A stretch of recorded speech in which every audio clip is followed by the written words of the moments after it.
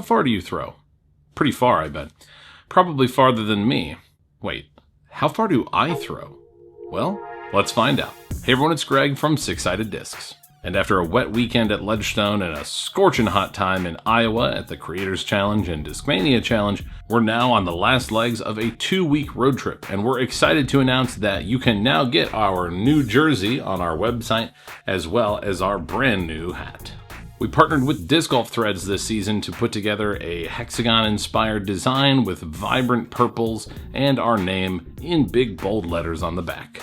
Hopefully you were able to catch it on coverage of the Creators Challenge last week. It's available in sizes from extra small all the way up to 5XL, and the fit is great. And our new hats have arrived. Available in gray and purple, these rope hats from Circle One are light, breathable, and feature our logo on the front, as well as our name down the side. All of these are available right now at sixsideddiscs.com, and they'll begin shipping as soon as we're back in town, Monday the 17th of August at the latest. But now let's talk about distance, because it occurred to me the other day that I don't actually know how far I throw. I've been fortunate these last few months to be generally healthy with nothing more than some foot ache to bother me. And considering how my back, ankle, and elbow have been on again, off again issues these past few years, it's great to actually be able to throw. And since I've been in good health, you may have noticed that I've been throwing in more of our videos. Which is great, especially since according to some actual data that I found on Reddit the other day, I am exactly average. Here's me, here's the average. Yep, average. And so this increased throwing by me in videos has led to the same question over and over and over. How far do you throw? It is the age-old question, and it's a question that I don't actually know the answer to. We did do some tech disc testing recently that at least told us a little bit about our speed and spin rates. But of course, that doesn't tell you anything about distance. So today, we're going to change that. And since this is the internet and my performance will be documented for all time, I need to put in the best performance possible. And what would help me do that? Well, the right equipment for the job in hopefully the right conditions. Now, I can't control the weather, I'll just have to deal with whatever temperature, humidity, or wind comes our way. But one thing I can control is the equipment. Now, I know everyone is different, but one quirk of my game that I learned very recently is that my forehand and backhand are not created equal. Our tech disc testing revealed that my backhand averages around 51 miles an hour and at just under 1,000 RPMs, while my forehand averages over 56 miles an hour, but only 740 RPM. And because those numbers are so different, I'm going to need different discs for my forehand and backhand. Another reason that I'm going to need different discs is what feels right in my hand varies wildly from backhand to forehand. And with those preferences in mind, let's meet the contenders. On backhand, I'll be throwing the Discmania Q-Line Premier DD1. This weighs in at 171 grams, and if you haven't already heard, Q-Line is supposed to be the new super duper distance plastic. In fact, we released a video all about Q-Line pretty recently, make sure you check that out. I'll also be throwing a lighter weight, more understable option on backhand, the MVP Fission Trail. This is the same Fission Trail that Josh threw 480 feet in a previous video, and that's after it hit the tree at the back of the field we test in, so it was probably going to go well past 500 feet. Now, as I mentioned earlier, I throw faster with less spin on forehand, which means I need more overstable discs.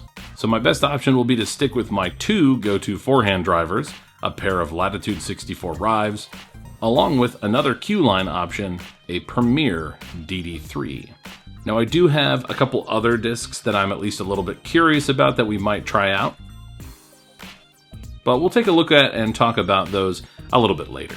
Now, it's safe to say that I don't really spend a lot of time trying to go for distance, and what that means is probably more than any video in recent memory, trying to find any consistency today was a huge challenge. I was shanking shots this way and that the harder I tried to throw far.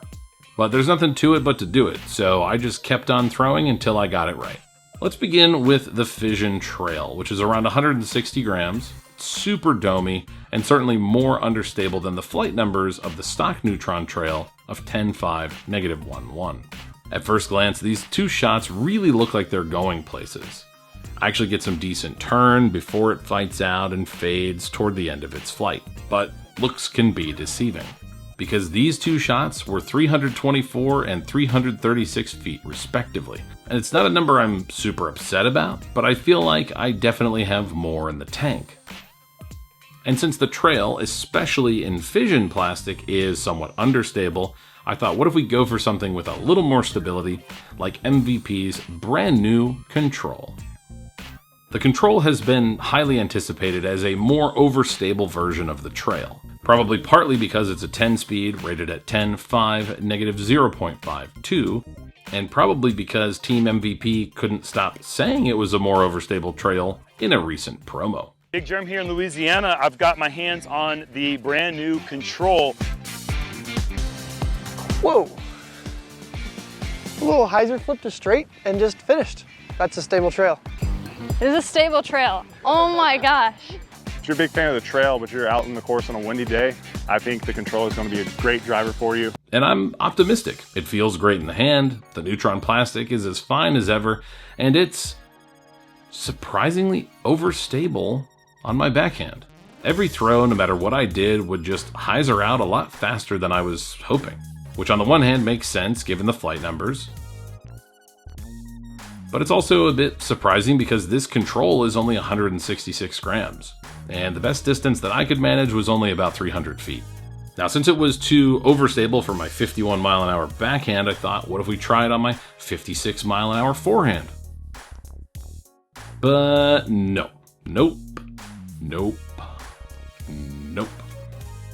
Now again, this is just for me. I know it can get way more distance. Team MVP made it look easy, but I'm no Team MVP pro. And the Control and I just didn't connect today, and I never got a forehand throw to get anything more than about 275 feet. But a disc that really felt like it had potential was this, the Q-Line Premier DD1. And right out of the gate, things look promising. The Q-Line Premier DD1 is rated with 11 speed, 6 glide, negative 1 turn, and 2 fade. It feels slightly domey, somewhat flexible, and it fits really nicely in my hand. So I felt like that should translate into pretty good distance. On some hyzer, it pushed straight briefly before a steady but consistent fade carried it way off to the left to just 302 feet. But I could tell there was more that I could get out of this DD1, so I kept trying. And after a couple shots that almost had the right angle, I got this one out to 320 feet. This one to 326.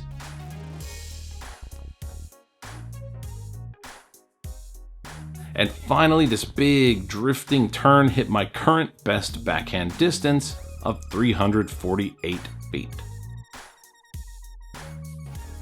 And I would have been pretty happy with 348 feet on my backhand back when I was playing much more regularly 5 years ago. So I'm pretty impressed I was able to do it today. But as I mentioned earlier, my forehand theoretically has more potential distance. So let's dive right back in with the very same DD1.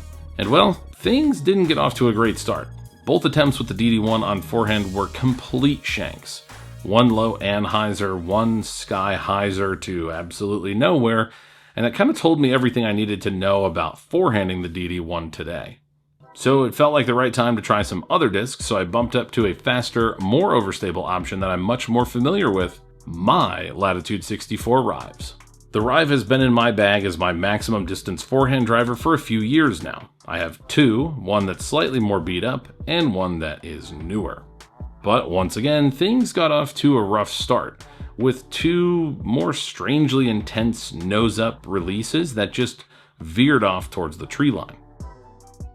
Thankfully though, I knew my Rives at least had some potential, because I have thrown them decently well in the past. So I kept trying until I crushed a big forehand with my go-to Rive out to 372 feet. And again, this is a number I would have been more than happy with a few years ago, so you better believe I was pumped to hit it today. And I would have been quite content to leave things there, but our final disc had something unexpected in store. This is the Q-Line Premier DD3. the flagship professional-grade distance driver of the Discmania lineup, and it comfortably occupies the Destroyer-esque slot in the Discmania lineup, and it is certainly a fan favorite. As the first Q-line disc to be released, the DD3 had a tough task of convincing people that this new premier technology actually had something to it, and wasn't just another marketing gimmick to try and sell a few discs. But after today, you can consider me a believer, because after I got these two hugely beefy shots out of my system, I pulled out this crazy forehand anhyzer that initially looked way too low, but it found this perfect wind to lift it back up, get some more glide, before it finally faded back to a frankly mind-boggling 391 feet. I don't think I've ever thrown anything close to 390 feet in my life. Not on backhand, not on forehand, not anything. But there you go. I submit to you my official internet distances. Measured with the MVP Parsec rangefinder, 345 feet backhand, and 391 feet forehand. Throwing for distance is tough. I don't think I've ever shanked this many shots while recording a video. I've never worn out my arm more on a shoot, and I've also never been humbled more quickly. Because right after putting in my 391 foot throw, Josh asked if he could throw a couple of these discs, and he put up this massive 457 foot blast with the Premier DD1.